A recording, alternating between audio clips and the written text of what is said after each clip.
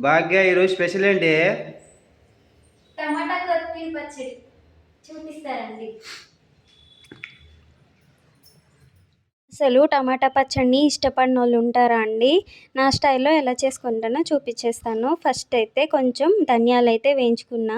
ఆ తర్వాత కొంచెం ఆయిల్ వేసేసి కొత్తిమీర కొంచెం ఫ్రై అయ్యాక మిర్చి కూడా వేసేసాను. 15 వరకు మిర్చి వరకు ఏసేసాననమాట.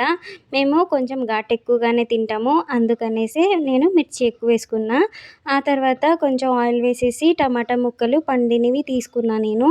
అలాగే కొంచెం ఉప్పు వేసేసి నానబెట్టిన చింతపండైతే వేసేసి ఇలాగా నూనె పైకి తేలేంత వరకైతే టమాటా ముక్కల్ని ఉడికించుకోవాలి.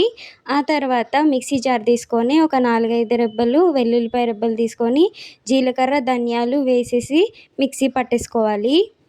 ఇప్పుడు వేయించుకున్న మిర్చి కూడా వేసేసి మిక్సీ అయితే పట్టేసుకోవాలి. ఆ తర్వాత వేయించుకున్న టమాటాలు కూడా మెత్తగా మిక్సీ పట్టేసుకోవాలండి.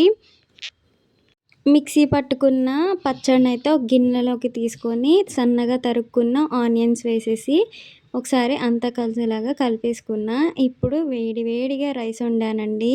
వేడి వేడి రైస్ ఒక్క గరిటె పెట్టుకొని పక్కన పచ్చడి వేసుకొని తింటుంటే అసలు స్వర్గమే! ఎంత బావుందంటే పచ్చడి. ఒకసారి మీరు కూడా ట్రై చేయండి. చాలా బావుంది.